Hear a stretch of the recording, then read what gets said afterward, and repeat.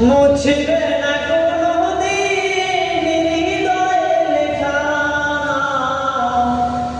ভালোবাসি আমি যারে পাথরে লেখা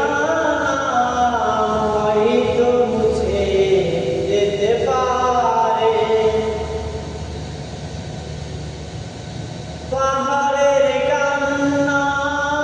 ঝর্ণা হয়ে সাগরের সাথে মিশে রয় হৃদয়ের কান্না দেখে না তো কেউ হৃদয়ের সাথে মিশে রয় যতদিনে